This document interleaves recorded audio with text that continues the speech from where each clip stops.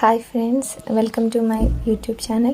നമ്മളിന്ന് ഉണ്ടാക്കാൻ പോകുന്നത് ഒരു നാടൻ കുമ്പളങ്ങ പരിപ്പ് കറിയാണ് കേട്ടോ. അപ്പോൾ അതിലേക്ക് ഒരു മീഡിയം സൈസ് കുമ്പളങ്ങ ചെറിയ പീസസ് ആയിട്ട് അരിഞ്ഞെടുക്കുക. പിന്നെ ഒരു ചെറിയ സവോള നന്നായിട്ട് കനം കുറഞ്ഞ് അരിഞ്ഞെടുത്തതും ഒരു 2 പച്ചമുളക് നടുവേ കീറിയതും നമുക്ക് കുക്കറിലേക്ക് ഇട്ട് കൊടുക്കാം. ഇതിലേക്ക് 1/2 കപ്പ് പരിപ്പ് കഴുകി വൃത്തിയാക്കിയതും കൂടി ഇട്ട് നമുക്ക് കൊടുക്കാവുന്നതാണ് കേട്ടോ. ഇനി ഇതിലേക്ക് ആവശ്യത്തിന് നമ്മൾ ഒരു 1/2 ടീസ്പൂൺ മഞ്ഞൾപ്പൊടിയും 1 ടീസ്പൂൺ എരിവുള്ള മുളക് പൊടിയാണ് ചേർക്കുന്നത്. ഓരോരുത്തരുടെയും എരിവിനനുസരിച്ച് നമുക്ക് ചേർക്കാം.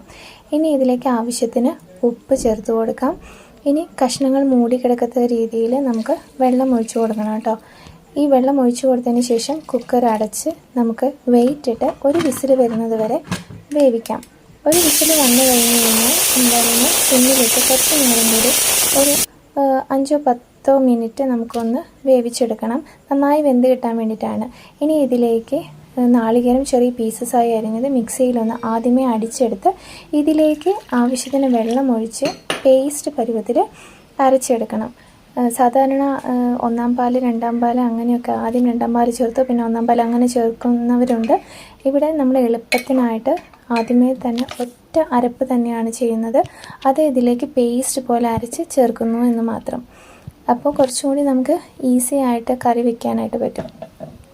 അരച്ചെടുത്ത നാളികേരത്തിൻ്റെ പാല് നമ്മൾ ഇതിലേക്ക് ചേർത്ത് നന്നായി ഇളക്കി കൊടുക്കണം. ഇനി ഇതിലേക്ക് പുളിയാണ് ചേർക്കുന്നത്. പുളി ആവശ്യമുണ്ടെങ്കിൽ മാത്രം ചേർക്കുക, ഇഷ്ടമില്ലാത്തവർക്ക് ഒഴിവാക്കാവുന്നതാണ് കേട്ടോ. അതിനായി ഒരു ചെറിയ പീസ് പുളി കുറച്ച് വെള്ളത്തിൽ പിഴിഞ്ഞെടുത്ത് അതും കൂടി നമുക്ക് കറിയിലേക്ക് ചേർക്കാവുന്നതാണ്. ഇനി പുളി ചേർക്കുമ്പോൾ ഉപ്പ് കുറയാനുള്ള സാധ്യതയുണ്ട്. അപ്പോൾ ഉപ്പ് ടേസ്റ്റ് നോക്കിയിട്ട് ആവശ്യത്തിന് നമുക്ക് ആവശ്യമുണ്ടെങ്കിൽ മാത്രം വീണ്ടും കുറച്ചും കൂടി ഉപ്പ് ചേർക്കാം. ഇനി കറി നമുക്ക് റെഡിയായി. ഇനി ഇത് നമുക്ക് താളിക്കാനായിട്ട് എടുക്കാം. പാത്രം എടുത്ത് അതിലേക്ക് കുറച്ച് വെളിച്ചെണ്ണ ഒഴിച്ച് കടുകിട്ട് പൊട്ടി വരുമ്പോൾ അതിലേക്ക് വറ്റൻമുളകും ആവശ്യത്തിന് കറിവേപ്പിലയും ഇട്ട് നന്നായി പൊട്ടിച്ചെടുക്കണം.